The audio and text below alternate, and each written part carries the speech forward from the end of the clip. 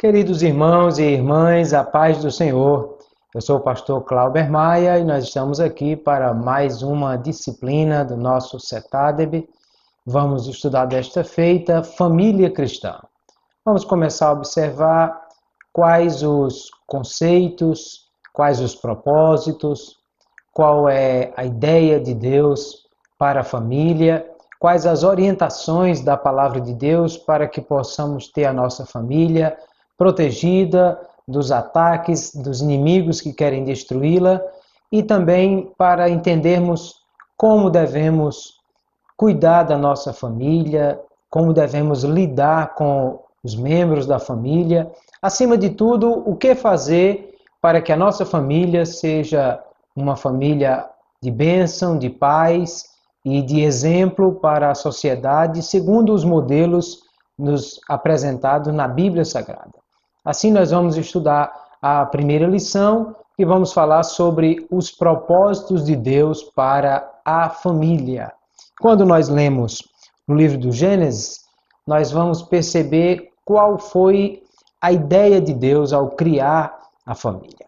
Primeiro, Deus criou tudo o que havia, tudo o que existe foi criado por Deus. A sequência do livro do Gênesis, capítulo 1, capítulo 2, vai nos mostrar que Deus criou todas as coisas, preparou o ambiente necessário para que tudo isso pudesse acontecer. E em cada uma das coisas que Deus foi criando, a Bíblia diz que Deus viu o que havia feito e disse que era muito bom. Deus olhou tudo que fez e disse, é muito bom. E então Deus criou o homem. E quando criou o homem, aí Deus olhou e então disse assim, não é bom que o homem esteja só.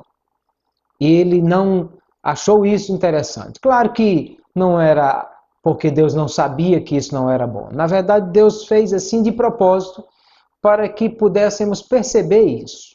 Eu penso que o próprio Adão olhava para a natureza e via que o leão tinha a leoa, que o cavalo tinha a égua, o boi tinha a vaca, e ele não tinha uma companheira que lhe fosse semelhante. E aí, para que nós pudéssemos perceber a importância disso, disse Deus, não é bom que o homem esteja só, eu vou lhe fazer uma companheira, uma adjutora, alguém que esteja diante dele, alguém que ele seja uma auxiliadora, de maneira que Deus então criou esta mulher, trouxe a Adão, e então Adão, quando viu esta mulher, ele disse, ela é carne da minha carne e osso dos meus ossos, e ele disse então que a união desses dois ia formar uma nova entidade, família, que ele disse isso seria para que eles fossem uma só carne. Assim, desta maneira, Deus instituiu a família. A família não foi inventada pelo homem ou algo que é uma instituição criada pela necessidade do homem, mas foi criada por Deus.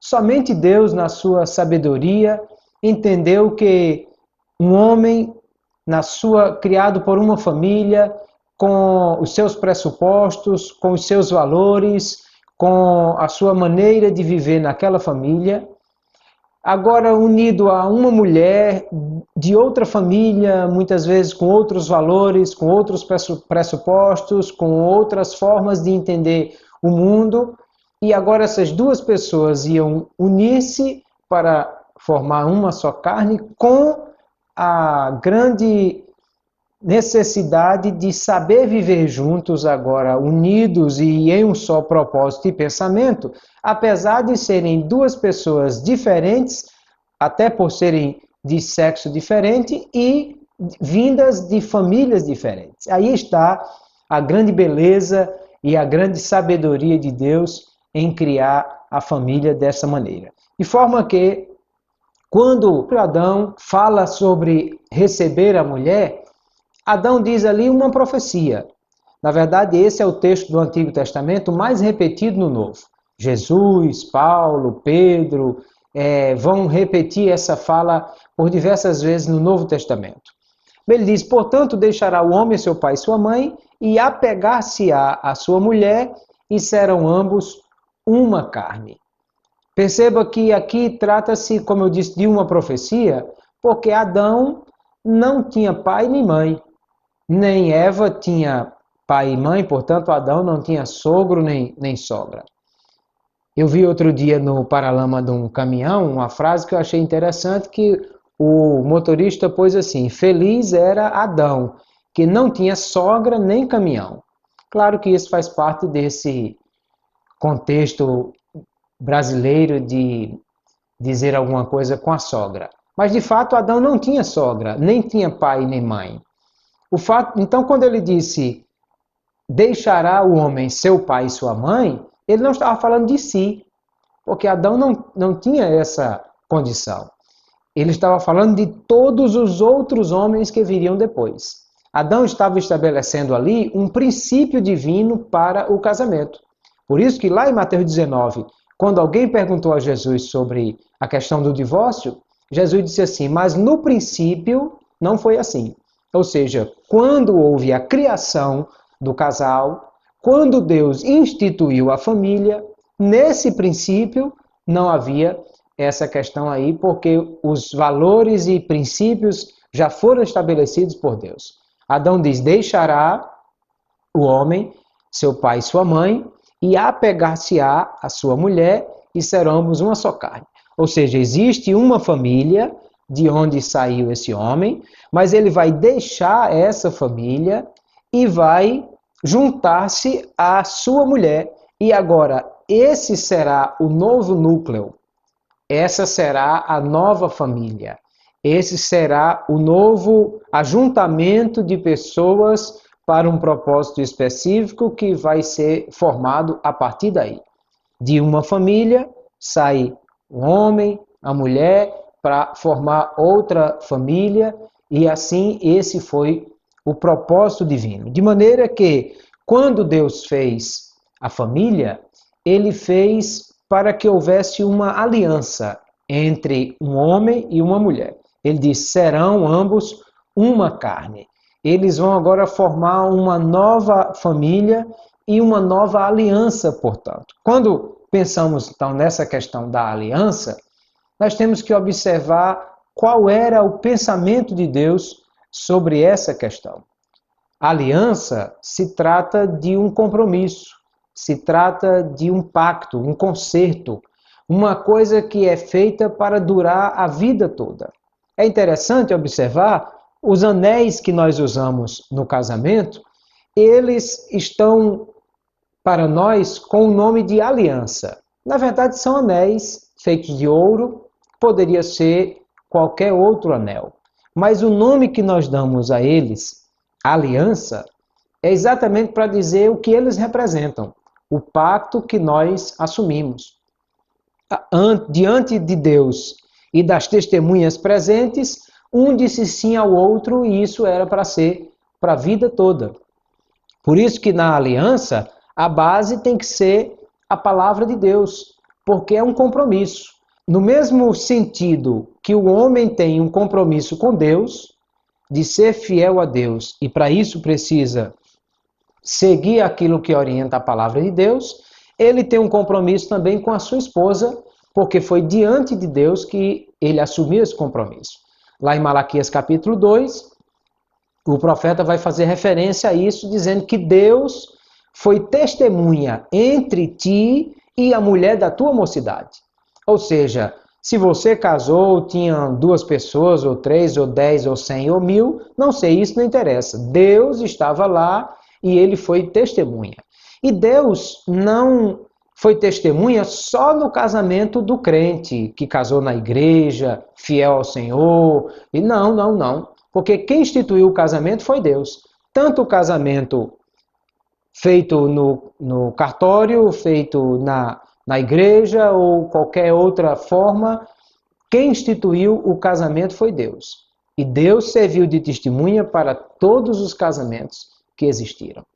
Quando Deus disse para o homem, Jesus orientou os homens dizendo que Deus uniu, não separe o homem, Ele não está dizendo que Deus uniu aquele casamento, que teve uma profecia, que foi o pastor que fez. Não, ele diz o que Deus uniu quando uniu por intermédio do casamento, que foi Deus que criou. Ou seja, todos os que se casaram, casaram-se diante de Deus, que foi testemunha. Logo, é uma aliança, e por isso que aqui no pódio está no primeiro lugar, que é para dizer, agora, a partir do momento que homem e mulher assumiram esta aliança, isso é algo duradouro para o resto da vida. 1 Coríntios capítulo 7, o apóstolo Paulo diz que a mulher casada está ligada ao marido enquanto viverem, e também é importante observar que essa aliança faz com que esse compromisso seja o mais importante de todos. Claro, em primeiro lugar está o meu compromisso com Deus, até porque como eu não vou morrer para desaparecer diante de Deus, ou seja, Deus sempre estará comigo, quer na vida, quer na morte, o compromisso com Deus é maior do que o com a minha esposa, porque o compromisso que eu tenho com ela é só durante essa vida. No céu, Jesus disse que os que hão de herdar a vida eterna são como os anjos, que não se casam nem se dão em casamento. Então, a morte interrompe esse compromisso. E o meu compromisso com Deus não, a morte não interrompe. Logo, o primeiro e maior compromisso que eu tenho é com Deus. Mas o segundo compromisso, semelhante ao que eu tenho com Deus, é com a minha esposa. É um compromisso que é maior, porque, inclusive, quando Adão disse, deixará o homem, seu pai e sua mãe, ele estava dizendo exatamente que, enquanto filho, ele tinha um compromisso com aquela família. Mas agora que ele está na condição de o chefe de uma nova família, essa aliança que ele fez com essa nova família é superior à aliança que ele tinha enquanto filho daquela outra família. Claro que eu não estou dizendo que os casados agora devem desprezar os seus pais, não, pelo contrário. Os pais devem ser honrados, podem ser bons conselheiros, devem ser amigos. Os homens e mulheres casados devem visitar com frequência os seus pais, até porque os filhos deles devem ser ensinados a amar e a honrar os avós. Então, esse relacionamento de família deve continuar e ele é muito importante. Mas é importante também perceber que agora se trata de um novo lar, de uma nova família e que, portanto, os pais, sogros e sogras, devem permanecer nessa condição de amigos, de conselheiros, quando consultados, mas não pode haver interferência. Os pais precisam ter cuidado com isso, para não fazer interferência no casamento dos seus filhos, e os filhos devem ter cuidado com isso para não permitir que os seus pais causem interferência. Para isso, inclusive, é muito importante o cuidado que vocês têm agora casados em evitar essas coisas. Por exemplo, o marido, quando faz alguma comparação da sua mãe com a sua esposa, vai trazer problemas. Ah, mas é porque mamãe fazia assim, porque a comida da mamãe era dessa forma, porque o jeito que a mamãe fazia isso não deve ser trazido para o casamento. Adão disse, deixará. É um deixar emocional também. É primeiro físico, porque saiu da casa do pai para ir para a sua casa. É geográfico também, porque é importante observar essa questão. O ditado popular diz que quem casa quer casa, ou seja, é importante que as pessoas que vão constituir uma nova família tenham aonde morar e que não seja na casa dos pais. Alguns vão até dizer assim, sim, mas eu tenho o meu pai que é idoso, ou minha mãe, eu não tenho quem cuide deles, então eu vou ter que morar com eles. Bom, se essa é a única opção, então você vai fazer isso, não vai desprezar o seu pai e sua mãe, mas saiba que está quebrando um princípio bíblico, que o princípio bíblico era deixará o homem, seu pai e sua mãe. Isso quer dizer que o seu casamento vai ser amaldiçoado por causa disso? Não quer dizer isso não.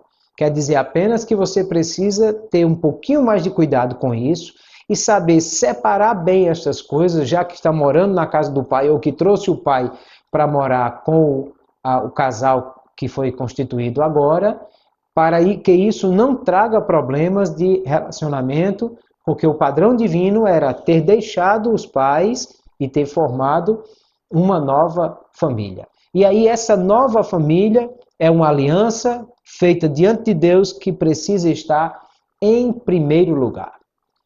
Lá em Mateus 19, era exatamente essa a ideia quando os judeus questionam a Jesus.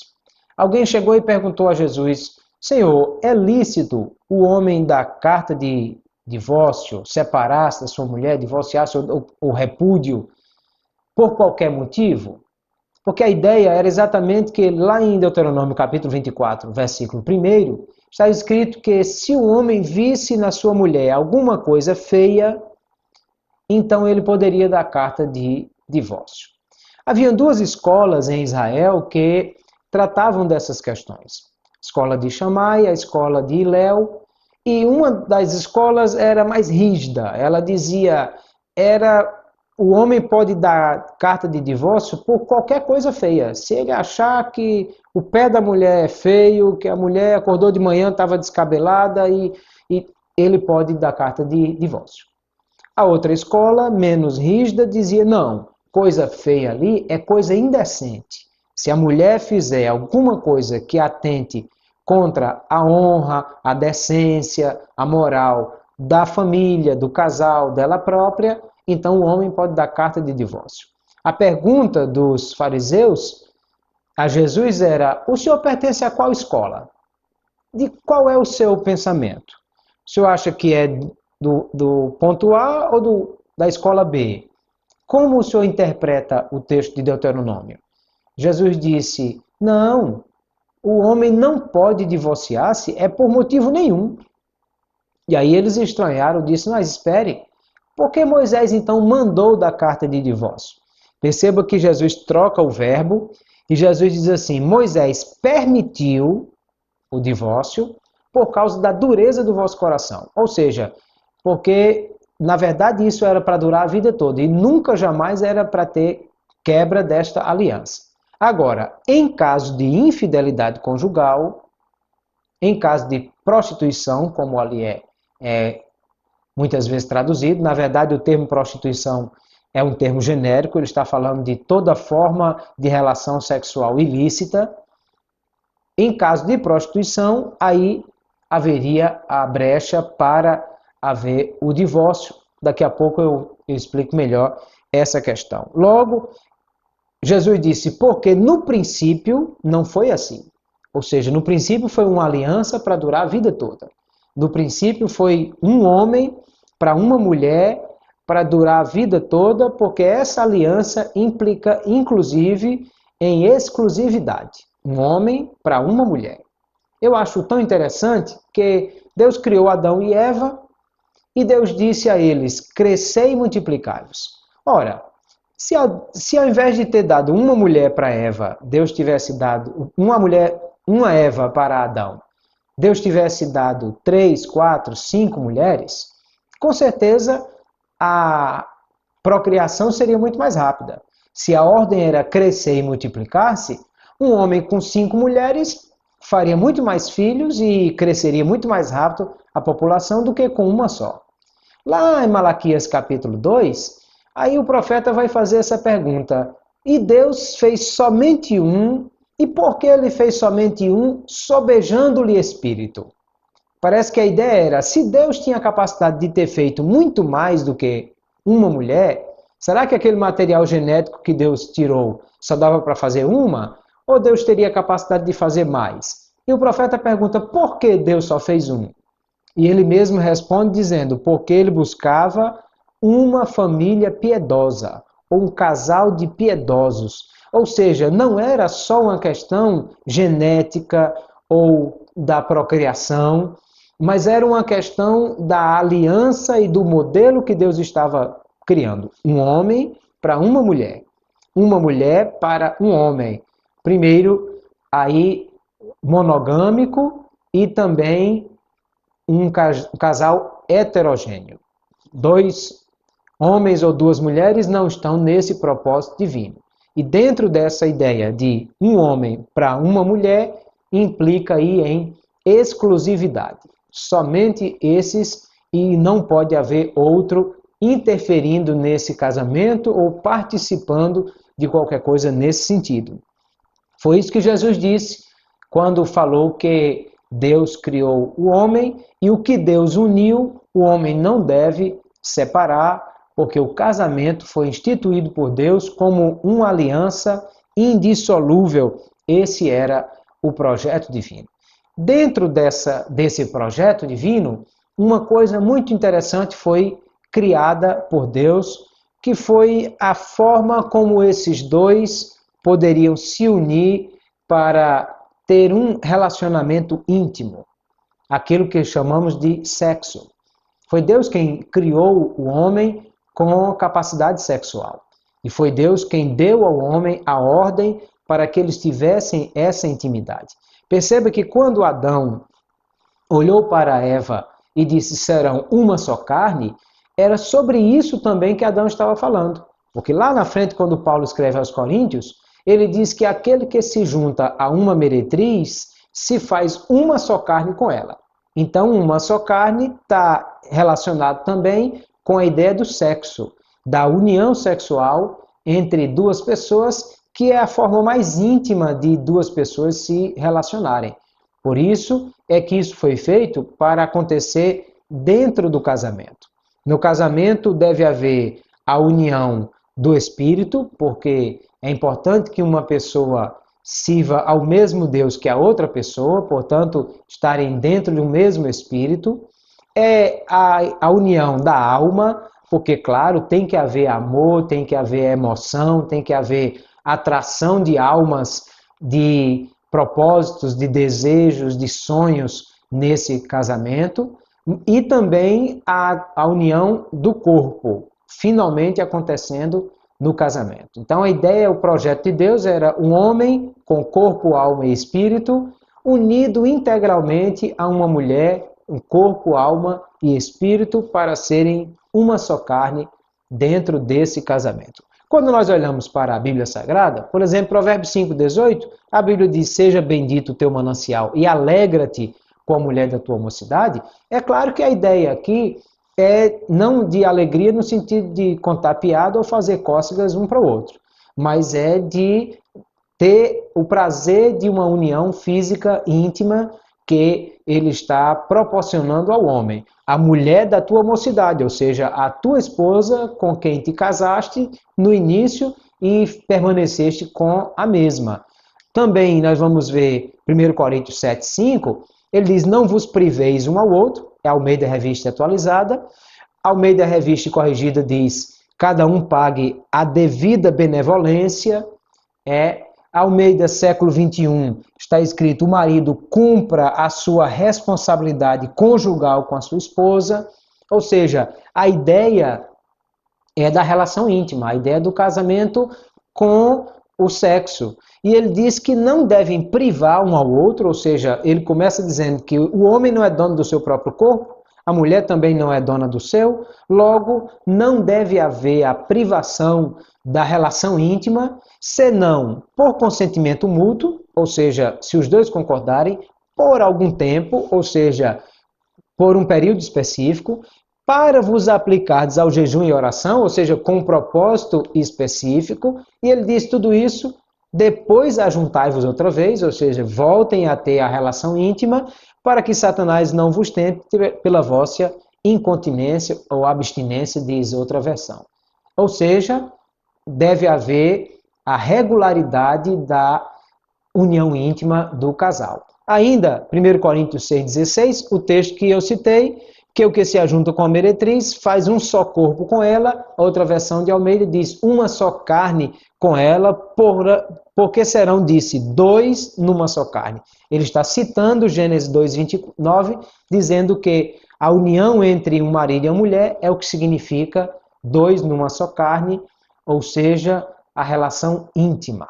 Ou seja, queridos, Deus foi quem criou o sexo para que ele acontecesse dentro do ambiente do casamento, onde houvesse a possibilidade de um homem e uma mulher desfrutar da companhia, da alegria de estarem juntos, e dentro desse prazer da companhia e da relação íntima, eles pudessem também ter o sexo, não somente como função de procriação, mas também como função de complementar a alegria, a felicidade e o prazer de estar juntos nesse casamento. Logo, o que não foi aprovado por Deus e está fora do projeto divino é que o sexo ocorra fora do casamento. Daí a orientação que a igreja precisa dar, principalmente para os solteiros, no sentido de que o sexo só deve acontecer dentro do casamento. Porque há várias orientações bíblicas para que o jovem solteiro evite completamente essa relação que ele chama de fornicação. Fornicação é o pecado sexual dos solteiros. E a Bíblia vai dizer, 1 Tessalonicenses 4,3, essa é a vontade de Deus, a vossa santificação, que vos abstenhais da fornicação. Então, uma das formas do jovem manter a santidade, a santificação, é abstendo-se do sexo completamente. O texto de 1 Coríntios diz, fugir da fornicação, e o pecado que o que fornica comete é contra o corpo. E aqui eu quero dar uma orientação para todos os casados e solteiros com relação a essa questão. Perceba que o texto bíblico está dizendo fuja, fuja completamente. A ideia de Atos 15, de abster-se da fornicação, a orientação do apóstolo Paulo a Timóteo, fuja dos prazeres da mocidade, Coríntios 6, que já lemos, fuja da fornicação, a ideia é exatamente essa, não tente resolver essa questão encarando o problema, porque não vai dar certo. Olha, a Bíblia diz que o diabo, o capeta, coisa ruim, o nome que você queira dar a Satanás, a Bíblia diz que você não precisa fugir dele. A Bíblia diz assim, resistir ao diabo e ele fugirá de vós. Se você estiver em comunhão com Deus, usando a autoridade do nome de Jesus, se o diabo aparecer na sua frente, não fuja. Quem tem que fugir é ele. Ele resistir ao diabo e ele fugirá de vós. Agora, a mulher adúltera, pecado da fornicação, a Bíblia diz, fuja. Há dois exemplos bíblicos muito interessantes nessa questão. Tem um que é macho, valente, corajoso. Ele não abria para nenhum perigo e para nada que lhe aparecesse. Apareceu uma mulher, o desafiou, ele achou que era forte o suficiente e caiu com essa mulher. E o fato é que ele, que era um grande juiz de Israel, forte e vencia todos os seus inimigos, foi vencido por uma mulher e acabou perdendo a vida. Eu estou falando de Sansão. Mas havia outro jovem que foi desafiado com essa mesma situação. José, diante da mulher de Potifar, que preparou todo o cenário e fez com que a situação lhe fosse favorável para ter o escravo José sozinho com ela, e disse, venha, meu marido está viajando, os empregados foram dispensados, e José o que fez? Fugiu. Mesmo a mulher puxando-lhe a roupa, ele fugiu sem roupa mesmo e foi embora. É um covarde, fugiu, alguém diria. Mas o fato é que o valentão morreu debaixo dos escombros e o covarde virou governador do Egito. Ou seja, é melhor seguir a recomendação bíblica. Não tente ser forte, não tente achar que vai vencer se encarar, não tente achar que vai resistir porque você é crente, porque hormônios funcionam e homem foi feito para ter atração sexual por mulher, deve apenas ter cuidado de só isso acontecer somente dentro do casamento. Por isso que a recomendação bíblica é fuja da fornicação.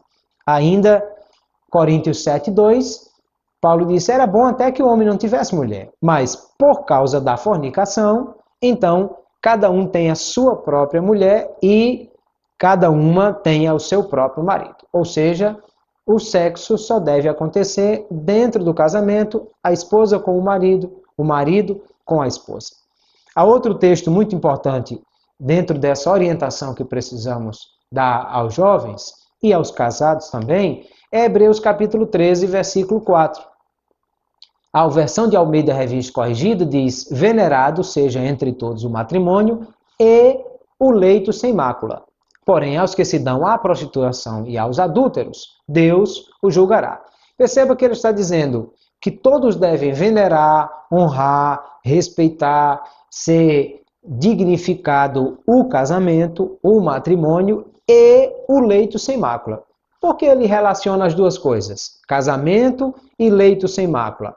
Porque o leito é algo que faz parte do casamento, ou seja, a confirmação da união se dará completamente quando houver a relação física que foi permitida dentro do casamento. Porém, ninguém mais deve participar desse leito senão o marido e a mulher, daí porque é um leito sem mácula. E os que se dão à prostituição e aos adúlteros. Interessante observar, essa aqui é Almeida Revista Corrigida. Na versão tradução brasileira, da Sociedade Bíblica do Brasil, diz assim: seja honrado o matrimônio por todos e seja o leito sem mácula, pois aos fornicários e adúlteros Deus os julgará. Interessante que o termo prostituição aqui é o termo genérico para toda forma de relação sexual ilícita. Mas a ideia aqui parece ser fornicários, ou os que fornicam, e os adúlteros, ou seja, os solteiros e os casados. Então a ideia é: casados veneram o casamento, honram o casamento, dignificam o matrimônio e o leito sem mácula, sendo fiéis ao seu cônjuge. Um homem para uma única mulher, a mulher para um único homem, fiéis um ao outro dentro do casamento, em todas as coisas, inclusive na área sexual. E os solteiros veneram, honram o casamento, mantendo-se puros até o casamento, para que não haja o pecado da fornicação. A Bíblia, a Mensagem, traduzida pelo pastor Eugene Peterson, tradução do hebraico, é uma tradução parafraseada. Ele diz assim: honrem o casamento e mantenham a pureza sexual entre marido e esposa. Deus não aprova o sexo casual e ilícito.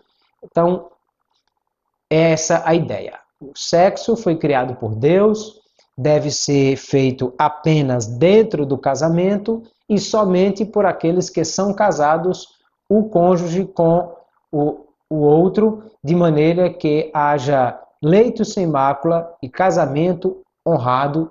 E quem buscar atender a esse pré-requisito terá a bênção de Deus e evitará muitos problemas e dores de cabeça que poderão surgir se essa ordenança divina não for observada.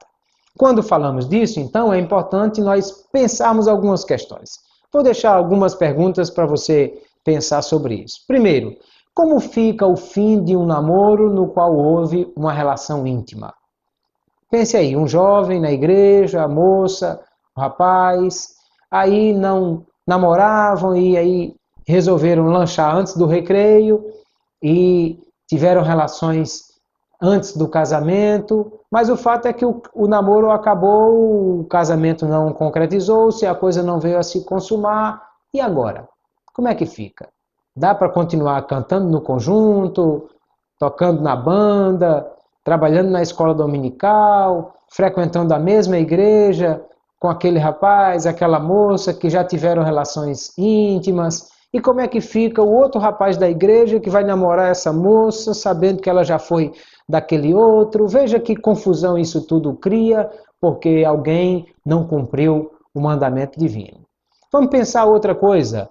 Será que os namorados que avançam o sinal fariam a mesma coisa se Jesus estivesse presente?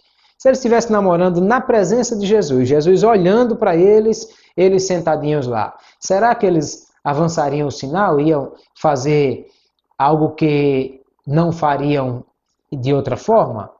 Eu quero só lembrar que Jesus está sempre presente. Ele é o Deus onipresente que está em todos os lugares ao mesmo tempo e que vê todas as coisas. Então lembre-se disso antes que queira avançar o sinal. Outra pergunta: qual a reação em caso de uma gravidez indesejada? O jovem casal, casados há 1 ano, 2, não sei, e muitas vezes a família já naquela expectativa, alguém já pergunta, os filhos, quando vão vir? Às vezes o pai, a mãe diz, eu quero um netinho, e essas coisas assim, e de repente alguém aparece com o exame, tem uns que põem no Facebook a imagem do exame, dizendo que deu positivo, e aí o que se segue é uma sequência de comentários, parabéns, uhul, que coisa maravilhosa, e outro diz, eu vou ser pai, o outro diz, eu vou ser tia, e a mãe comemora, eu vou ser avó, e é uma festa quando um jovem casal casado apresenta o seu resultado positivo de gravidez, dizendo, vamos ser pais.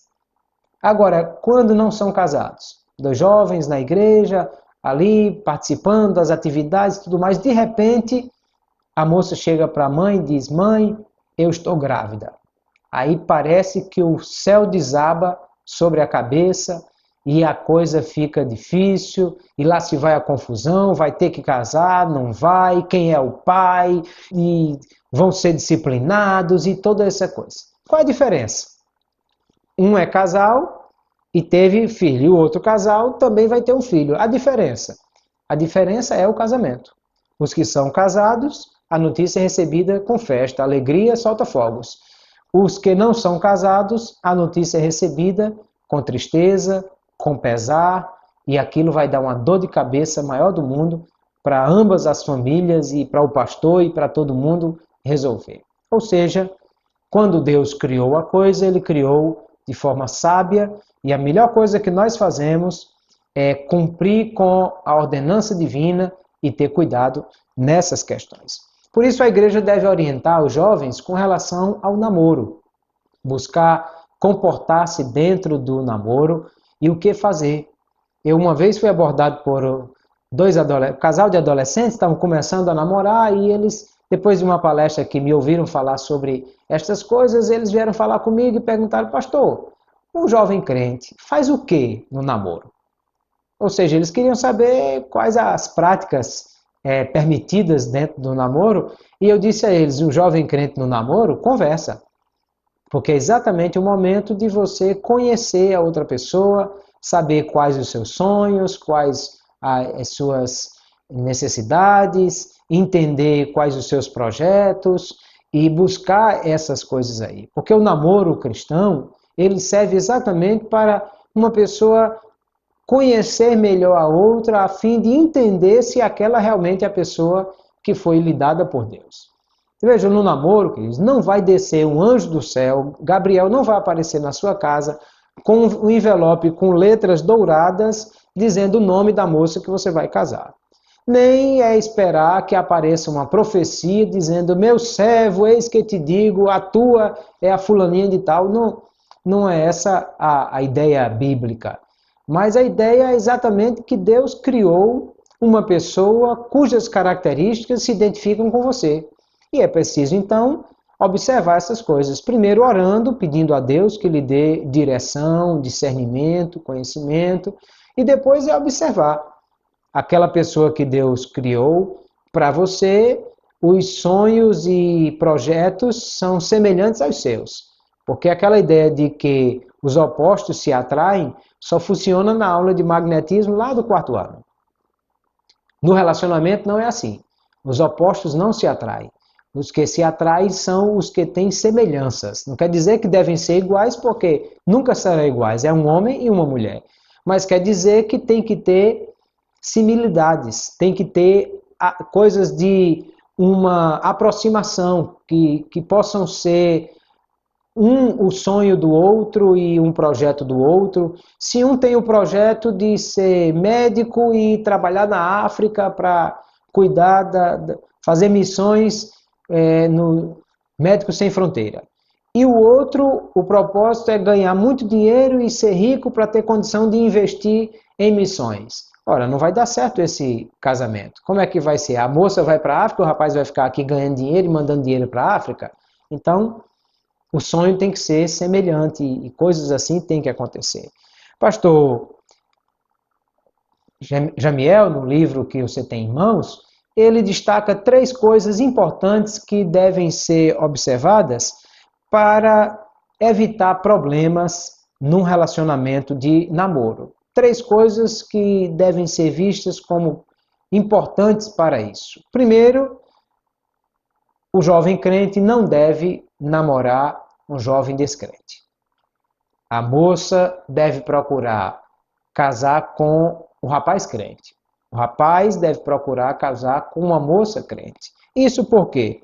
Porque a união ela não pode ser apenas da alma e do corpo, como eu já disse. A união tem que ser dentro do âmbito espiritual também. Porque a Bíblia diz claramente sobre a ideia de servir a 2 senhores, como é complicado.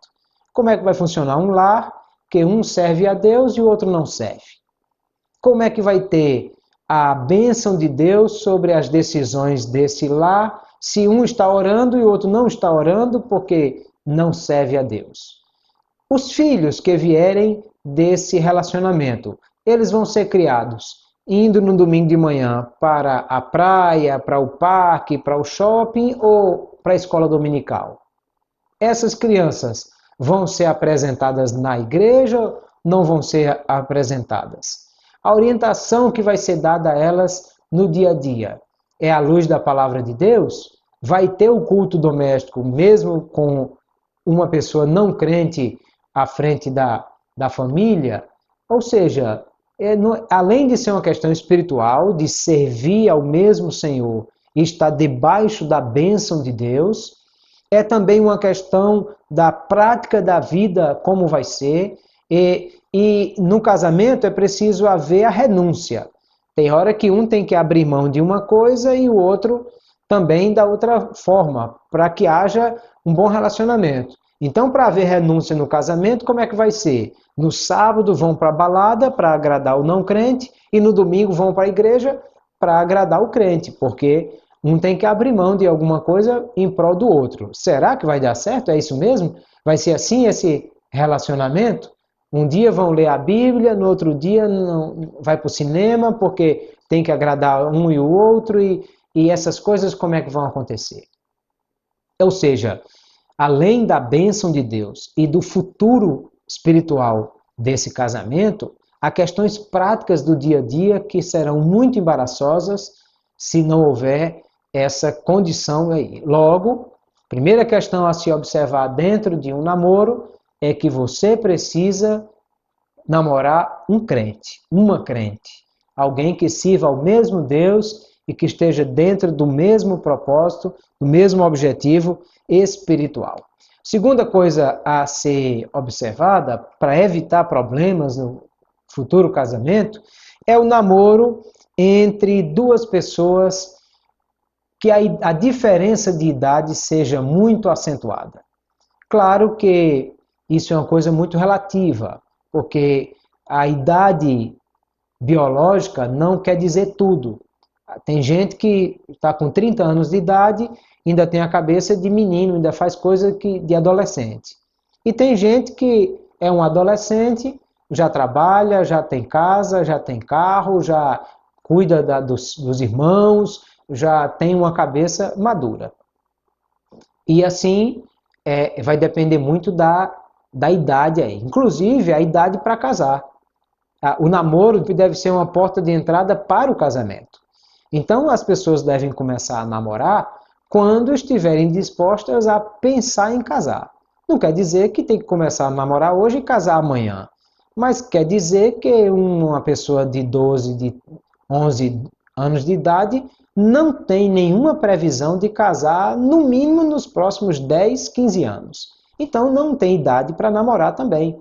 Porque como vai namorar se não tem nenhuma condição ainda de pensar em casar? É claro que no momento que começou o namoro, já deve-se começar a pensar em quando vai ser esse casamento. Se será em 2, 3, 4 anos, não sei, mas também não é nada interessante um namoro de 10, 15 anos para poder casar. Então, até a idade para namorar, tem que se ver isso aí. Claro que, como eu disse, isso é relativo. Eu casei com 20 anos de idade. A minha esposa tinha 18. Na verdade, completou 18 no ano que casamos. Mas eu comecei a trabalhar aos 15 anos de idade. Saí da casa dos meus pais porque precisava trabalhar. Meus pais moravam na zona rural e aos 20 anos, quando eu casei, nós já tínhamos casa própria, tínhamos carro, tinha emprego. Então eu já era líder de jovens, professor de escola dominical e já regia conjunto e coral na igreja, tocava na banda.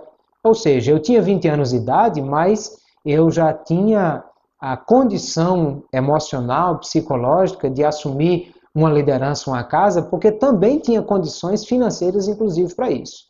A minha esposa, apesar de muito jovem, mas a mãe, desde cedo, tinha preparado para que ela pudesse ser uma boa dona de casa e já sabia fazer tudo que era necessário numa casa. Claro que nós éramos muito jovens e tivemos que aprender um com o outro muitas coisas, mas Deus nos abençoou e até aqui 26 anos de casamento, vamos fazer 27 agora, e Deus tem nos abençoado muito.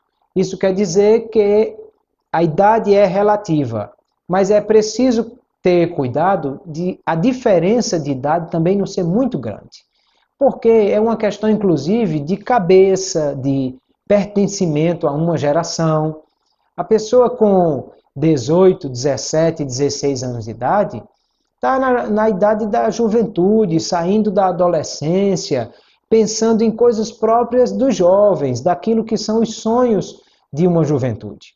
A pessoa que está com 40, 45 anos de idade, ele já está um homem, uma mulher madura, que já tem outro pensamento, já está pensando em coisas mais sérias na vida, pensando em investimento, em profissão, inclusive em carreira, já deve estar sendo construída. A moça de 16, 17 anos está pensando ainda que carreira seguir. O homem de 40, de 50 já deve ter uma carreira consolidada e já está pensando, inclusive, o que fazer para garantir uma aposentadoria segura, coisas desse tipo. O que ele conversa, o que ele pensa, são coisas diferentes. Se casa uma pessoa com outra, a diferença de idade muito grande, os amigos deles são diferentes, os pensamentos são diferentes, os relacionamentos serão diferentes, até na hora de chegar para conversar sobre alguma coisa, o nível de conversa é diferente também. Então, é preciso ter cuidado de não haver esse desnível muito grande. Uma diferença de idade pode causar problemas, até porque um vai entrar na menopausa ou na andropausa mais cedo do que o outro, muito mais cedo, e todas essas questões aí serão complicadas. É preciso olhar, inclusive, não só a diferença de idade, mas outras coisas também, a diferença intelectual, a diferença de nível social, porque às vezes pode ter uma diferença muito grande e isso trazer problemas também. Uma pessoa com uma ótima formação, com mestrado, com doutorado, pós-doutorado, aí casa com uma pessoa que é analfabeto, e aí a dificuldade vai ser grande até para essa pessoa conseguir se situar dentro dos amigos daquele homem mais culto ou daquela mulher mais culta. Questão financeira, alguém que tem muito dinheiro, aí casa com alguém que nunca viveu numa vida que tivesse bens, e aí até para saber se encaixar nesse mundo dos ricos vai ser dificuldade também. Ou seja, é importante buscar alguém que seja próximo, que não esteja tão distante, que seja crente, a idade não muito diferente e o ambiente social que frequenta, o conhecimento cultural, seja mais ou menos equilibrado aí. Claro que isso tudo varia de pessoa para pessoa, mas esses são conselhos importantes para ser visto aí.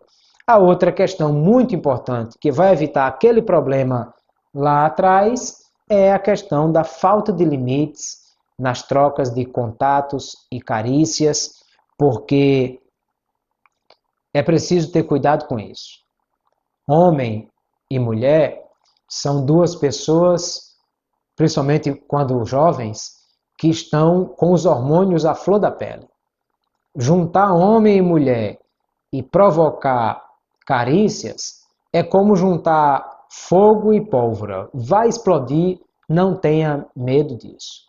Porque se é homem normal, natural, saudável e tem hormônios, ele vai ser atraído pela questão do sexo oposto se houver uma provocação. Se é uma mulher normal, natural, saudável, que tem hormônios, também será atraída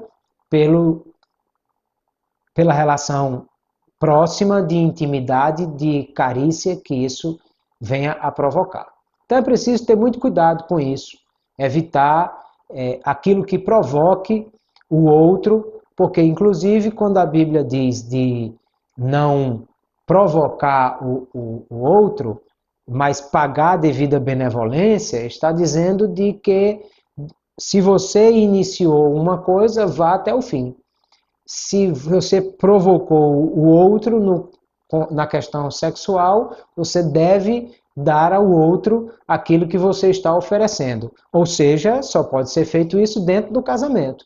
Se você não é casado, não provoque o outro para não ter dificuldade com relação a isso e a gente não ter que amanhã ter que resolver um problema complicado. Pastor Jaime Kemp, citado aí no livro pelo pastor Jamiel, ele dá algumas orientações que são muito interessantes para os namorados. Creio que se você está me assistindo e é um pastor, é um líder de jovens, é um professor de escola dominical, ou mesmo se você é solteiro e está buscando namorar ou está namorando, essas orientações serão muito importantes e devem ser repassadas para todos os solteiros. Em primeiro lugar, que os solteiros busquem participar, fazer atividades em grupo. Ou seja, participe dos grupos da igreja, da escola dominical, da banda, do conjunto e procurem estar envolvidos nessas coisas, evitando longos períodos a sós. A moça liga, olha, fulaninho, vem para cá, papai saiu, eu estou sozinho em casa. Chuta que é laço. Não vai entrar nessa não, porque isso vai trazer problemas e dificuldades. Não devem estar juntos aqui porque são namorados, aí o grupo da mocidade vai fazer um passeio, vai fazer uma atividade, aí aquele casalzinho se isola porque quer ficar sozinho e porque são namorados. Não faça isso. Esteja em grupo, participe com o grupo, esteja envolvido ali, porque é claro que vocês podem ter os seus momentos para conversar, para trocar ideias, para se conhecer, mas evitar que esses momentos sejam em ambientes que vocês estejam completamente isolados. Primeiro porque se aquele namoro acabar e você vai perder a amizade dos amigos, das amigas e depois vai querer reconquistar. Segundo, para evitar alguma coisa que dê vazão a essa questão da intimidade sexual. Segundo, é preciso estabelecer regras de conduta desde o início do casamento. Regras de conduta coerentes com os princípios bíblicos. Ou seja, vai namorar com uma moça, já diga a ela como é que vai ser esse namoro. Até que horas vão estar juntos, o que é que vai acontecer, aonde vão namorar, em que ambiente isso vai se dar, como vai ser, o que vão fazer. Muitos namorados acertam de fazer um plano de leitura bíblica juntos para compartilhar o que estão lendo, outros acertam de já começar a traçar planos e projetos para o futuro e tratar desses assuntos de forma regular nos seus encontros. Isso tudo é muito bom e é interessante. Em terceiro lugar, a Bíblia precisa ser a regra de fé e prática. Por isso que é importante estudarem juntos, lerem juntos, comentarem juntos, discutirem isso juntos, para que esse namoro esteja encharcado de conhecimento bíblico. Quarto lugar, desenvolva um espírito de louvor e oração. Ou seja, vocês não estão namorando? Não estão procurando colocar diante de Deus os seus propósitos? Então estejam juntos orando pelos seus propósitos, tenham momentos para louvar a Deus juntos. Isso vai criar afinidade. Lá na frente, quando estiverem casados, não vão ter dificuldade de realizar o culto doméstico, não terão dificuldade de um devocional diário, porque desde o namoro já criaram momentos assim e essas coisas já foram acontecendo. Depois, é importante que vocês tenham uma comunicação aberta. Olhe, o namoro é a hora de um conhecer o outro. É no namoro que você precisa dizer quem é você, o que você gosta, o que você não gosta, quais os seus sonhos, quais os projetos, quais os ideais de vida, o que é que você está pensando fazer, como é a sua relação com o seu pai, com a sua mãe, com a sua igreja, com o seu pastor. E isso tudo é importante para que a outra pessoa lhe conheça, saiba com quem está se relacionando. Amanhã pode acontecer de namoravam, não conversavam nada, era o tempo todo só em beijos e abraços, e o resultado é que casaram dois estranhos. Aí, lá na frente, vai dizer: ah, mas eu não conhecia você assim. Ah, mas eu não sabia que você era desse jeito. Ah, mas eu não sabia que você gostava disso. Ou que não gostava. Por quê? Porque não namoraram direito. No namoro deve haver uma comunicação aberta para dizer o que é que você gosta e o que não gosta. Até porque os atritos podem já começar aí mesmo, na hora do namoro. E uma vez que os atritos começam, é exatamente aí que vocês vão ter a oportunidade de resolver os atritos. Porque no casamento, com certeza, os atritos virão. Porque são duas pessoas vindas de lares diferentes, de criação diferente, de pressupostos diferentes, com sonhos diferentes, e é claro que vai haver discordância em algum momento. Mas é aí que precisam saber lidar com sabedoria com essas coisas, e já no namoro preciso cuidar disso. A moça vai namorar com o rapaz? Veja como é, quais os sonhos dele, o que ele pensa, qual o relacionamento dele com o pastor, com a igreja, como é o relacionamento dele com a mãe, a irmã, o pai, porque isso vai refletir no seu relacionamento lá na frente. Veja se esse rapaz é estudioso, se ele gosta de estudar. Não quer dizer que você tem que casar com uma pessoa que é rico, mas tem que ver se essa pessoa quer estudar, se ele tem disposição para trabalhar ou se é preguiçoso. Porque você pode casar hoje, muito jovem, com uma pessoa que ainda não tem um futuro definido, um patrimônio construído, coisas desse tipo. Mas juntos vão trabalhar para formar isso aí. Mas só vai dar certo se ele tem vontade de crescer, de estudar, se é trabalhador, se ela não é preguiçosa, como é que ela trata o pai, a mãe, como é que ela lida com os irmãos. Então, tudo isso é muito importante para se observar. E por isso é importante ter uma comunicação aberta dentro do namoro. A outra orientação aí é ler bons livros. Graças a Deus, hoje no mundo evangélico, já existem vários livros de boa qualidade que falam sobre namoro, falam sobre relacionamento, falam sobre casamento, falam sobre questões relacionadas a como vai ser a vida a dois. Então, o livro de vocês já tem aí a orientação de alguns livros, outros novos livros sempre estão sendo lançados no mercado. É sempre bom ler, observar, porque através desses bons livros vocês vão ter boa orientação para saber como manter esse namoro dentro dos princípios bíblicos, segundo a vontade de Deus e dentro daquilo que é o propósito de Deus para cada pessoa especificamente. E se tiverem cuidado disso, com certeza o namoro de vocês vai ser uma bênção e a preparação para o casamento estará sendo bem resolvida. Quando chegar o noivado, aí já é a hora de decidir mesmo o casamento, aonde vão morar, como vão viver e essas coisas todas até chegar a data do casamento propriamente dito. São etapas que não devem ser queimadas: namoro, noivado, casamento. Quando Deus criou a mulher, ele tinha um propósito específico dentro dessa relação. Eu disse a vocês no início que Deus criou todos os animais, cada um, macho e fêmea, os criou. Mas quando Deus fez o homem, primeiro ele fez só o homem.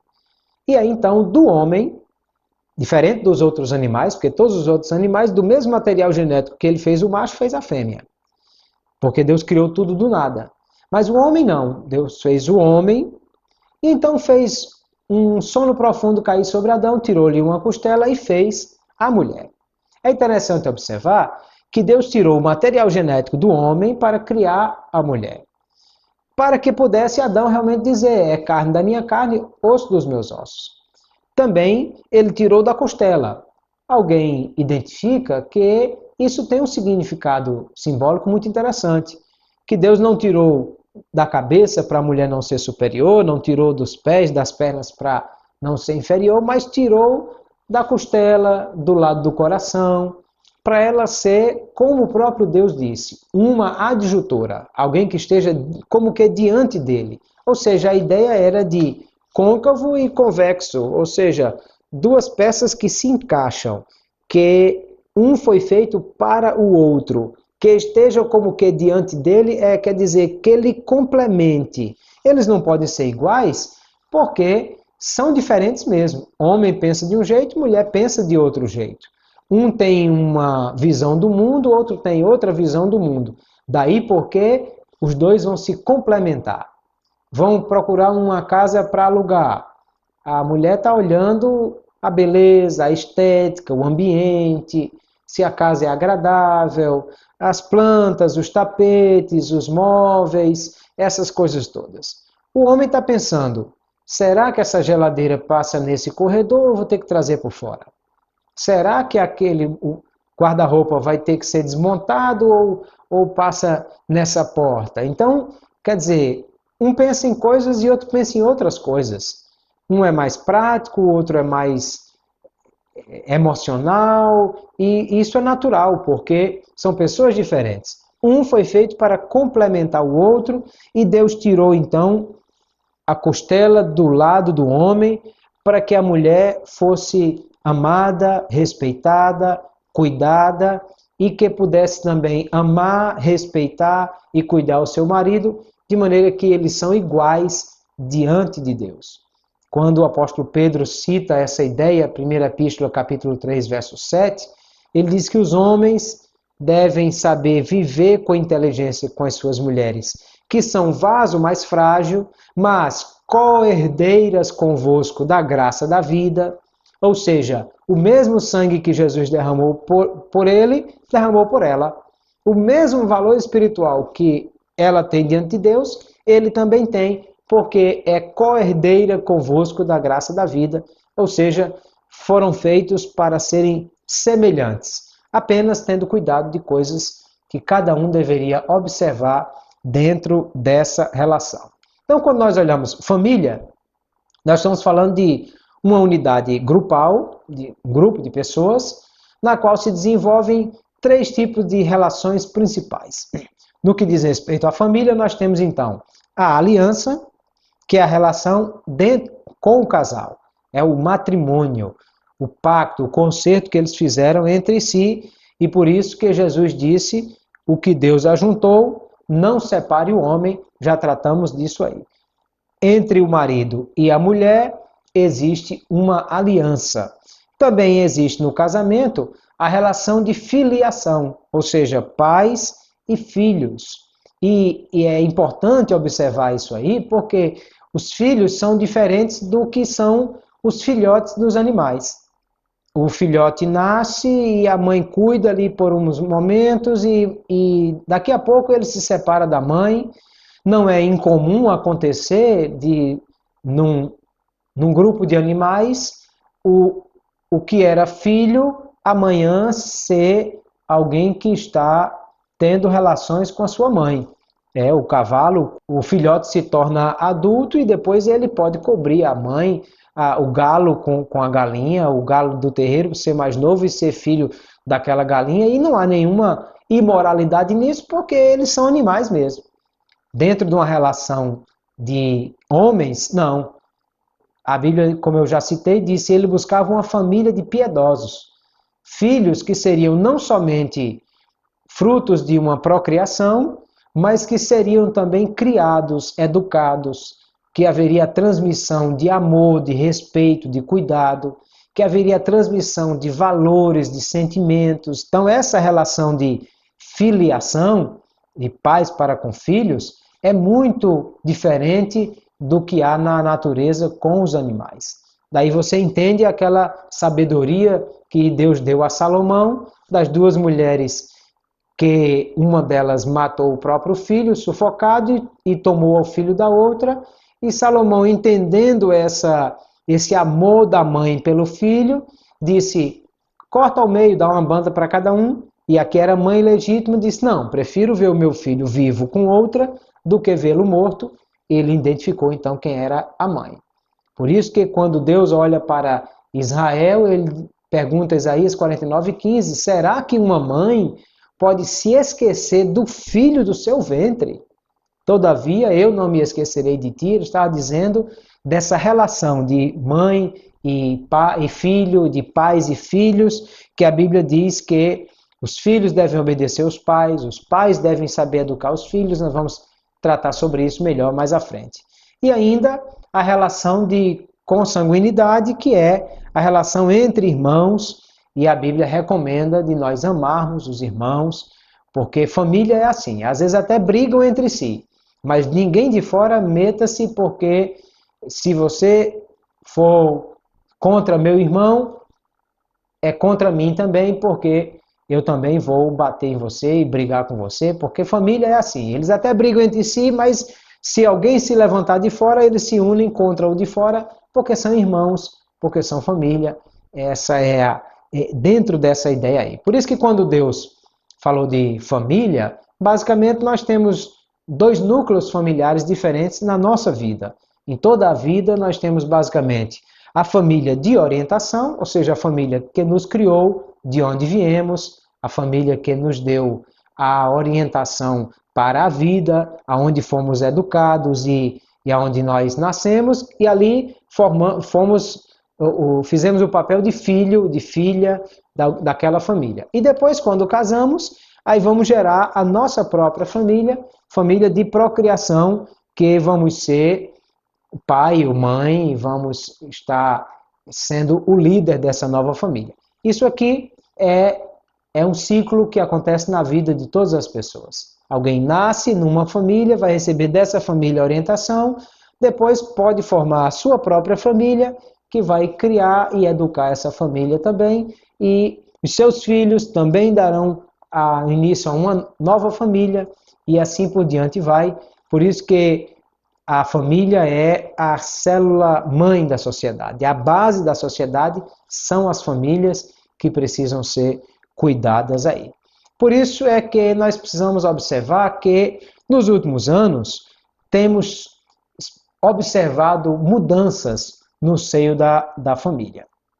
Aquela família mais tradicional da década de 60, de 1970, 1950, que normalmente tinha o pai, que era o provedor, que saía para trabalhar, a mãe, que era a dona de casa, que ficava em casa para cuidar dos filhos, que às vezes eram muitos, e esse era o papel, essa era a forma básica de se observar uma família.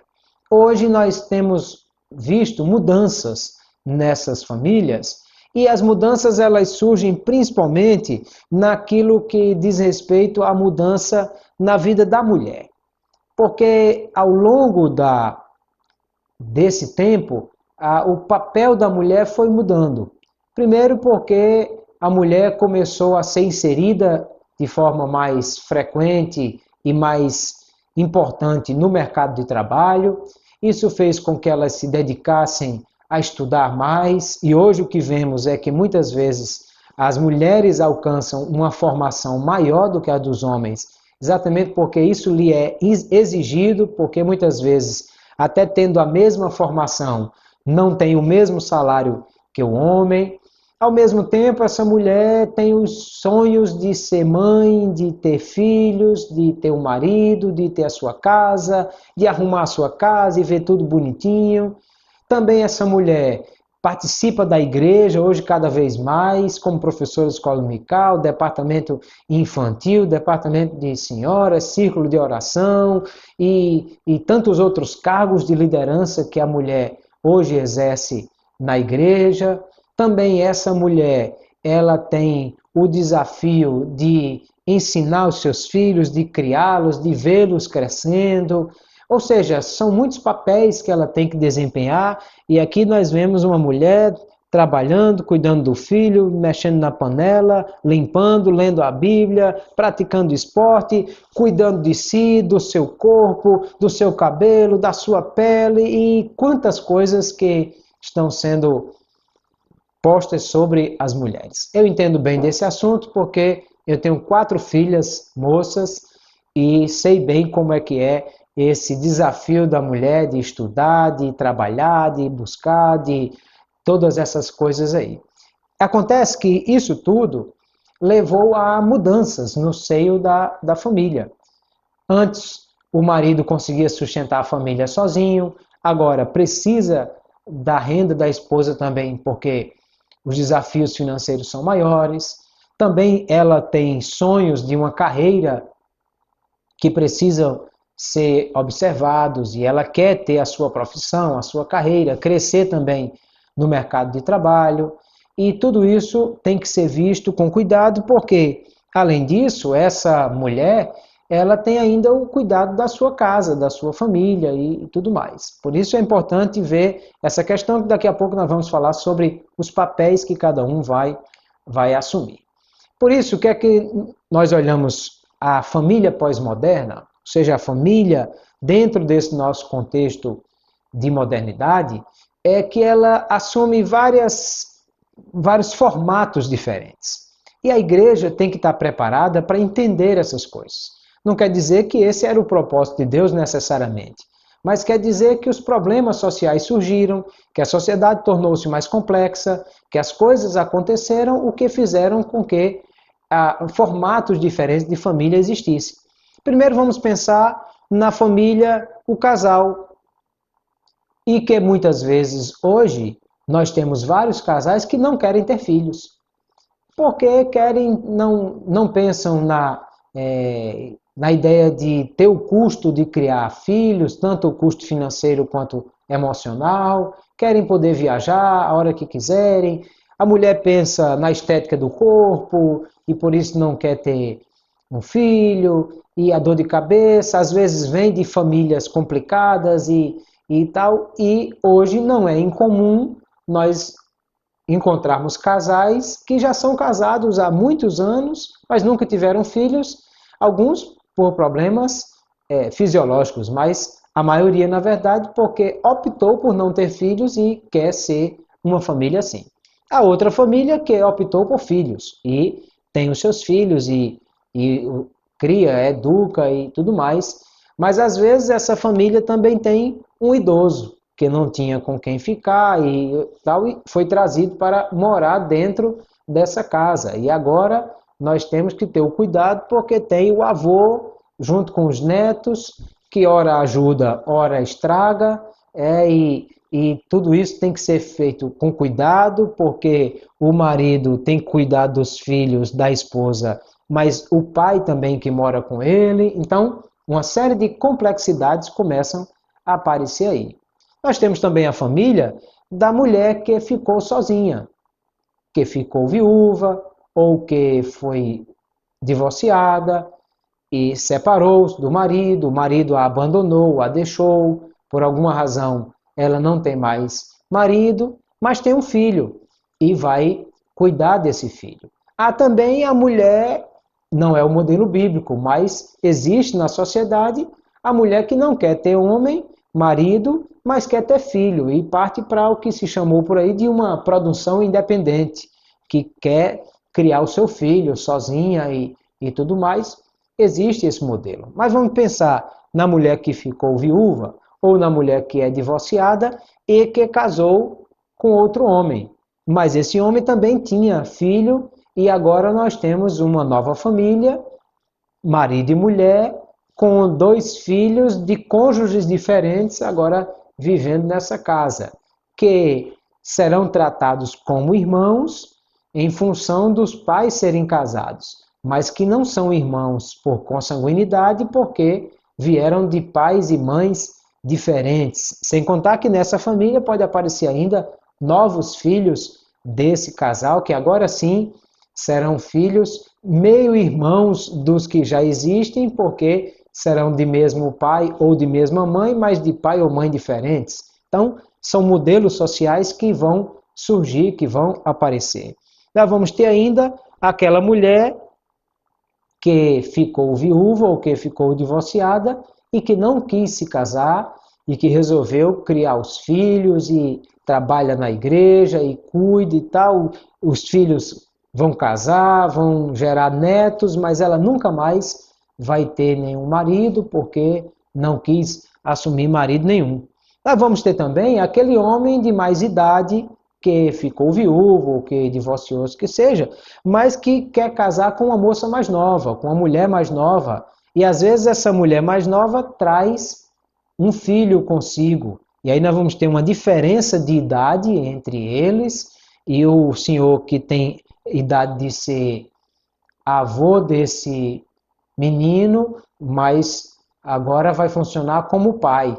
E se vier um novo filho desse casal, aí tem que saber gerar essa coisa toda, evitando inclusive ciúme dessa criança com essa outra, se não der toda a atenção a essa daqui, porque essa é filha desse pai e essa não é. Então, existem todas essas questões. Existe ainda, nós não entendemos que esse é o projeto de Deus que a Bíblia claramente nos mostra, mas não podemos deixar de observar que existe já na sociedade aquele agrupamento de pessoas do mesmo sexo, 2 homens ou 2 mulheres, e a igreja precisa estar preparada para saber lidar com isso. Veja quantos modelos e quantos formatos diferentes de agrupamento que se chama de família e que trazem dificuldades que precisam ser observadas, e a igreja precisa estar pronta para saber dar a orientação necessária para todos esses grupos e para todas essas famílias e saber dizer o que a Bíblia diz para cada uma dessas situações e cada um desses problemas encontrados. Logo, nós precisamos entender sobre que base a Bíblia nos orienta a construir a nossa casa. Como é que o nosso lar vai ser edificado e vai ser construído, e coisas que são importantes para que o nosso lar não desmorone. Primeiro nós temos que pensar quem vai nos ajudar a construir, ou quem vai ser o principal construtor desse lar. Salmo 127, o versículo 1, ele diz: se o Senhor não edificar a casa, em vão trabalham os que a edificam. Perceba que aí há uma parceria. Os que a edificam quer dizer que você está fazendo a sua parte, quer dizer que você está trabalhando, quer dizer que você está ocupado com isso. Não quer dizer que você vai pegar a sua família e dizer: pronto, Deus, tome conta da minha família e eu estou fora. Não, porque ele diz que o Senhor edifica a casa daqueles que edificam também. Você faz a sua parte e Deus faz a dele. Aquilo que é para você fazer, você vai cuidar. Aquilo que depende de Deus, você vai colocar na mão de Deus para ele fazer, entendendo que Deus é o principal construtor desse lar e vai lhe ajudar, e você vai seguir as orientações dele para construir esse lar. Quem vai construir o lar é Deus, que é o Senhor que a edifica. Aonde essa casa vai estar construída, onde é o fundamento dela, é que é importante, porque Jesus disse que a casa que é edificada sobre a rocha, ela tem fundamento, ela tem fundação, ela tem alicerces, e na hora que vem os ventos, os rios, ou seja, as tempestades e as intempéries da vida derem contra essa casa, ela está alicerçada, sustentada sobre uma base. E que base e que alicerce é esse? Aonde vamos construir essa casa? Jesus disse que aquele que ouve as palavras dele e as pratica, ou seja, a base tem que ser a palavra de Deus. A base tem que ser a a Bíblia como regra de fé e prática, ou seja, a regra de fé, os princípios, as ideologias e os pensamentos extraídos dela, e prática, que é a observância diária desses princípios e pensamentos e orientações que a Bíblia tem. Se você tem a Bíblia como regra de fé e prática, Jesus diz: quem ouve as minhas palavras e pratica, está construindo sobre a rocha, e quando vierem as intempéries da vida, a casa não vai ruir. E em terceiro lugar, como é que nós vamos construir? Com que material? Usando o que para construir essa casa? E a Bíblia dá uma orientação sobre isso. 1 Coríntios capítulo 7, ele diz que quem constrói a casa? Com ouro, prata, pedras preciosas. Então, essa casa está sendo construída com materiais de boa qualidade, materiais nobres, materiais resistentes, materiais duradouros. E a casa então vai ser construída. O outro, ele diz que construiu com madeira, palha e feno. 3 materiais que não pode ver fogo. Quando o fogo das provações chegar, essa casa vai ser destruída, porque feno é palha desidratada, então não pode nem ouvir a palavra fogo. A palha não tem resistência, a madeira pouca resistência contra o fogo, e tudo isso vai desaparecer. Ou seja, como é que a sua casa está edificada? Quem está edificando? Onde ela está sendo edificada? E com que material você está trabalhando? Isso é importante para nós construirmos um lar que seja firmado na rocha, com materiais duradouros, trabalhado pelo sábio arquiteto que é Deus, para que essa casa seja fortemente construída. Observe, então, como está a sua casa. Busque ver os problemas que surgem, quais as dificuldades que vocês estão enfrentando, para que possa ter uma casa bem construída, bem alicerçada, sobre a rocha que é Cristo, e os princípios de Deus possam ser observados no seu lar. Para que nós possamos ter alicerces nessa casa, nós temos que observar sobre o que a casa está construída. Quando falamos de alicerces e sobre o que construir, 3 coisas pelo menos nós precisamos observar. Primeiro é o desempenho correto de papéis, cada um fazendo aquilo que lhe foi dado para fazer. Depois é o bom gerenciamento dessa casa, como ela está sendo administrada e conduzida. E depois é a questão da espiritualidade do lar, sob que orientações e como isso está sendo feito. Vamos observar então estas coisas como podem ser. Primeiro, falando sobre o desempenho de papéis. O homem, Efésios capítulo 5, a partir do versículo 22, o apóstolo Paulo está falando sobre o papel de cada um dos cônjuges, e quando ele fala do marido, ele diz primeiro que o marido é o cabeça. O cabeça quer dizer aí que é o líder, o provedor. Não quer dizer que o marido é maior ou melhor, ou que tem uma superioridade à mulher. Não, absolutamente. Até porque o apóstolo Paulo usa o mesmo princípio, 1 Coríntios 11, 3, ele diz que Deus é o cabeça de Cristo, Cristo é o cabeça do homem, o homem é o cabeça da mulher. Ora, Deus não é maior do que Cristo, porque eles são o mesmo Deus, a mesma essência divina. Jesus disse: eu e o Pai somos um. Então, na verdade, ele não está dizendo que Deus é superior a Cristo, mas ele está dizendo que há papéis diferentes. Deus enviou Cristo, Cristo foi enviado pelo Pai, então eles têm papéis diferentes. Se Jesus é o cabeça do homem, o homem é o cabeça da mulher, não quer dizer que o homem é superior à mulher, mas quer dizer que são papéis diferentes, e ao homem foi dado o papel da liderança, por isso ele é o protetor, o que cuida, o que guarda a sua família. Depois ele é também o provedor, ou seja, aquele que vai trazer o alimento, aquele que vai prover a segurança, aquele que vai prover o bem-estar para a sua família.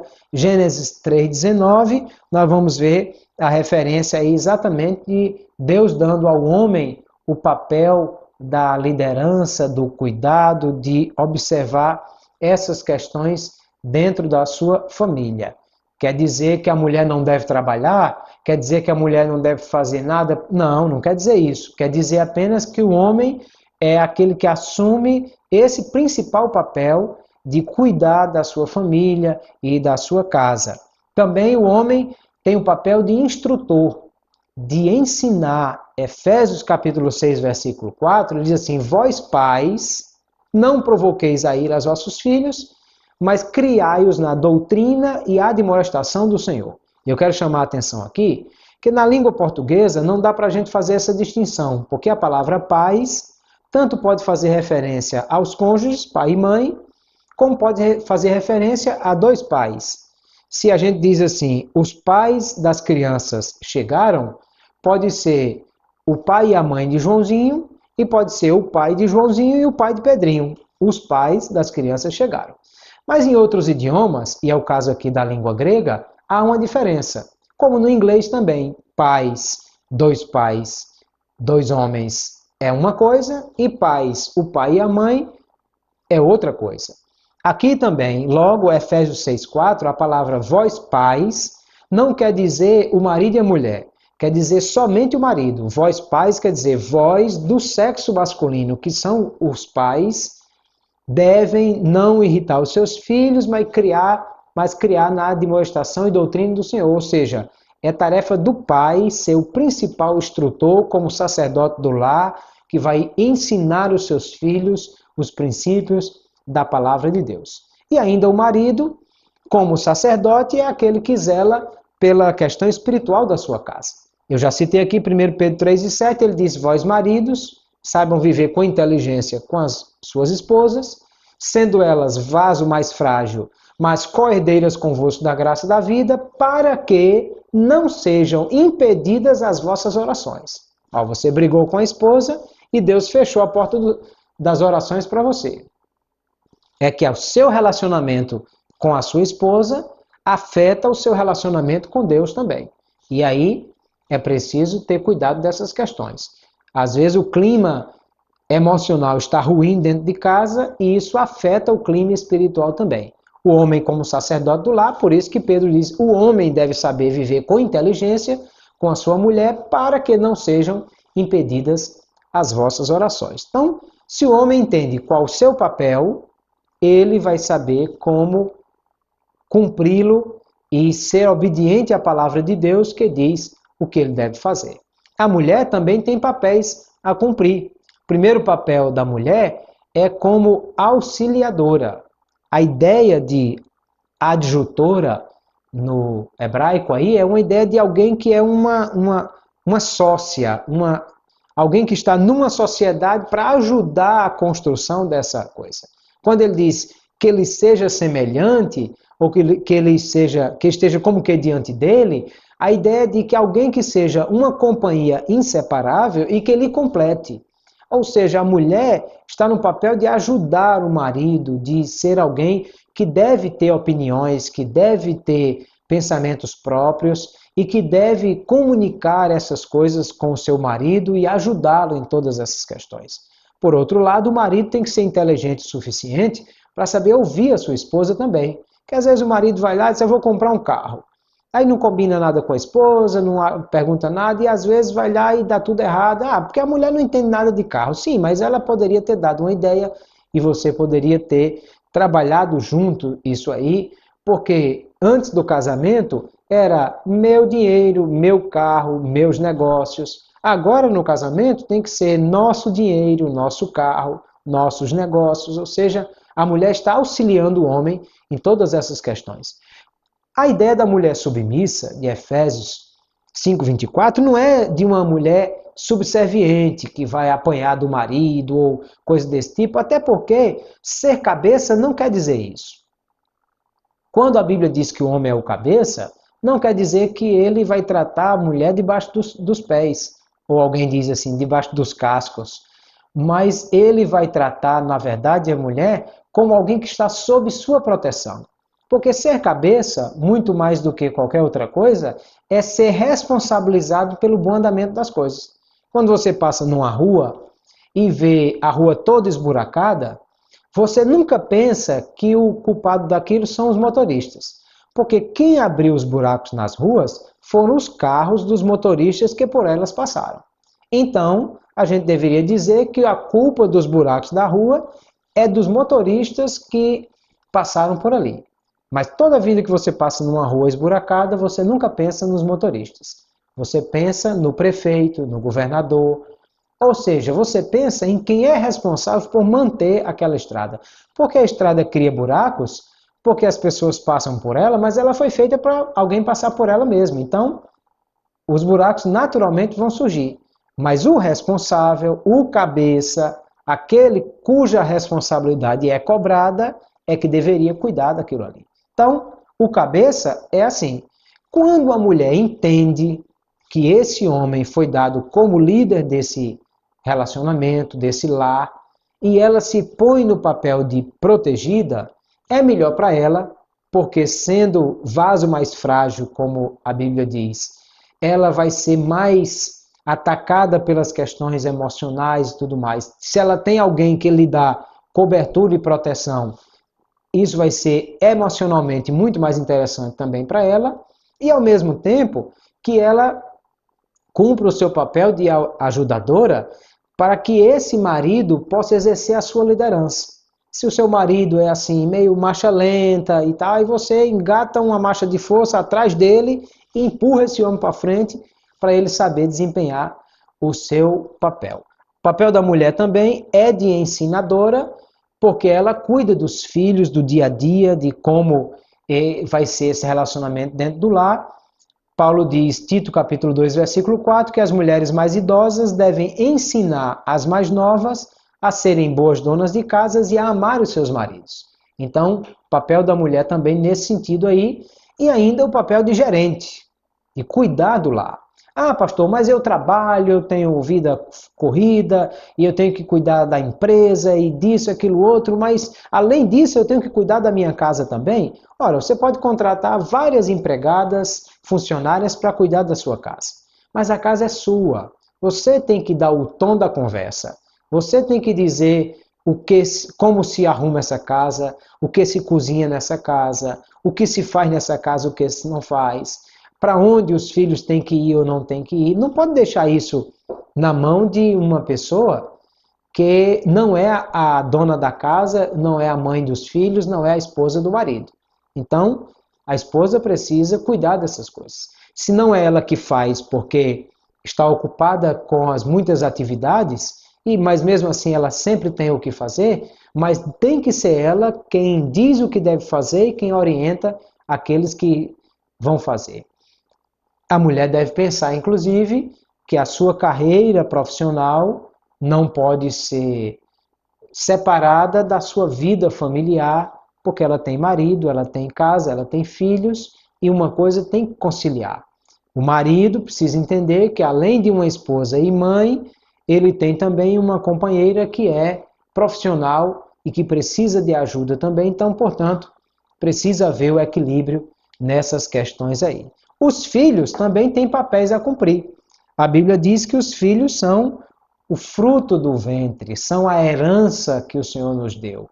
Então, se os filhos são herança, quer dizer que eles não se cuidam sozinhos, eles estão sob o cuidado e a proteção de alguém, porque foi dada aos pais a responsabilidade de criá-los. Por isso, os filhos devem honrar os pais, devem ser submissos aos pais e obedecê-los em tudo, diz a palavra de Deus, porque aí vem duas coisas importantes. Primeiro, a Bíblia diz, honra o teu pai e tua mãe, e diz, para que vivam muito tempo sobre a terra.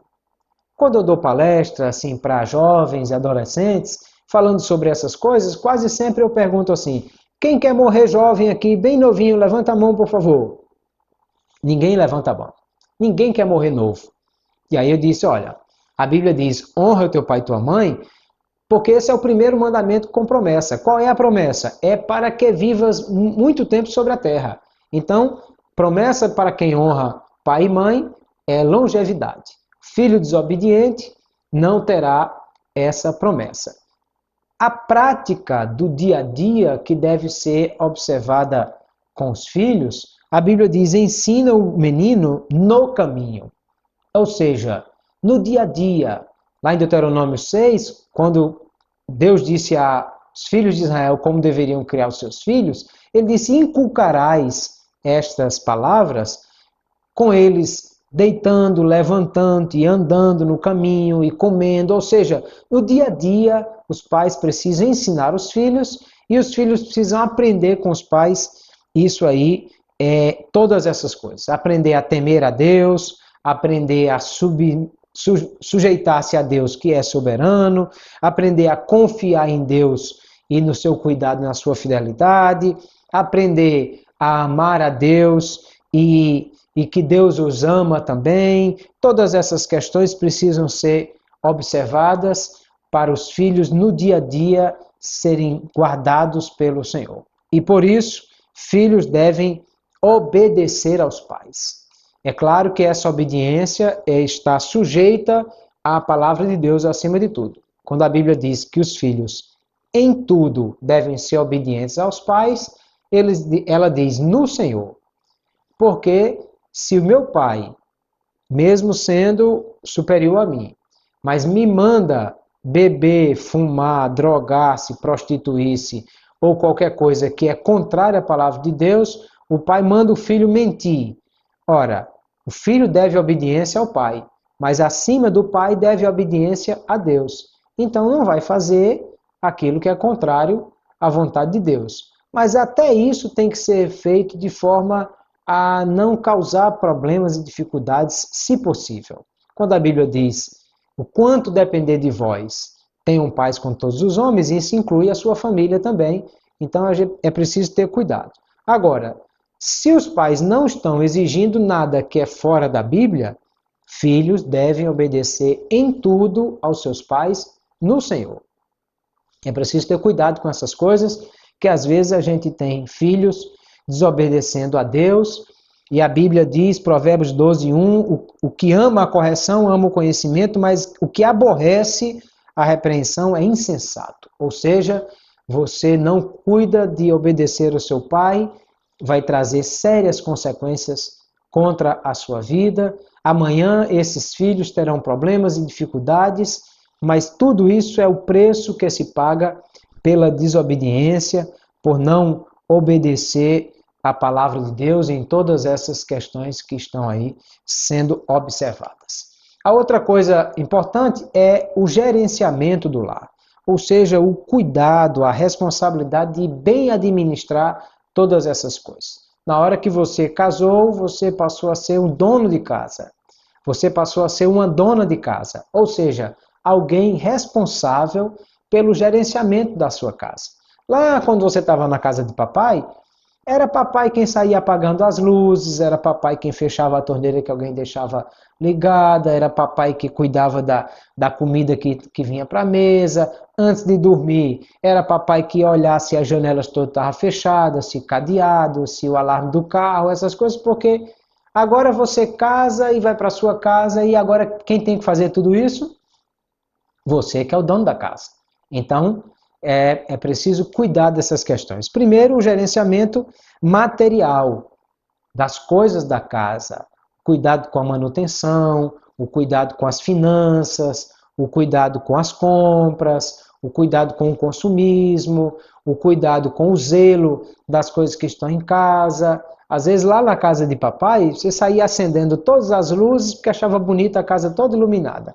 Agora que você já sabe quanto custa o preço da energia elétrica, aí agora na sua casa você não vai sair apagando, acendendo todas as luzes, porque sabe quanto custa isso aí. Depois, o gerenciamento moral. Você é o pai dessa casa, você é a mãe dessa casa, precisa cuidar.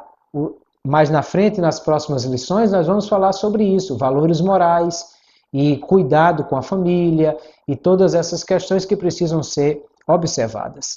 Também o aspecto social, porque os pais precisam cuidar disso. Lembre-se que uma vez que você casou, agora você não é mais solteiro. Antes você tinha os seus amigos solteiros que saía, passeava, ia com eles e fazia o seu tempo o que bem queria. Agora você é casado. Você não é mais solteiro. Então não quer dizer que não pode ter mais amigos. Mas quer dizer que o seu tempo agora não pode ser mais somente dos amigos. Tem que ter tempo para Deus, tem que ter tempo para você, tem que ter tempo para a sua profissão, tem que ter tempo para a igreja, mas tem que ter tempo também para a família e para os filhos. E tempo de qualidade.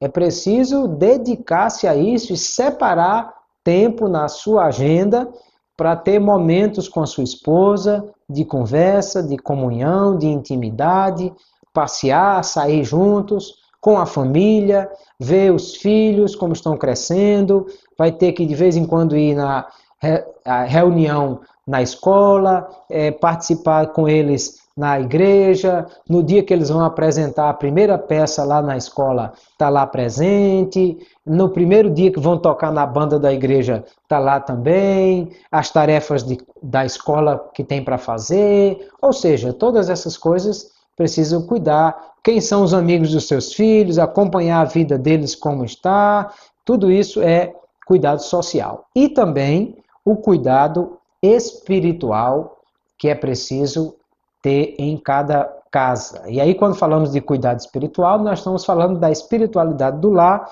que precisa ser cuidada pelos pais. Veja que o futuro da sua família depende muito de como foi o princípio, como você cuidou disso. Nas próximas lições, nós vamos observar melhor essas questões, mas por enquanto é importante lembrar que isso faz parte das suas responsabilidades. Quando nós falamos de ordem de prioridade de cada pessoa dentro da casa, nós temos que entender: Deus é prioridade sempre. Deus está acima de tudo e de todos. Até porque, se você perder a sua família, você ainda terá Deus, então ele precisa ser prioridade. O tempo com Deus, a aliança com Deus, a honra a Deus precisa estar em primeiro lugar. Depois, você tem que ter tempo para você mesmo e tempo para cuidar das suas coisas e estar bem com você mesmo. Mas depois tem a família. Deus e você, você e o seu cônjuge, você e os seus filhos.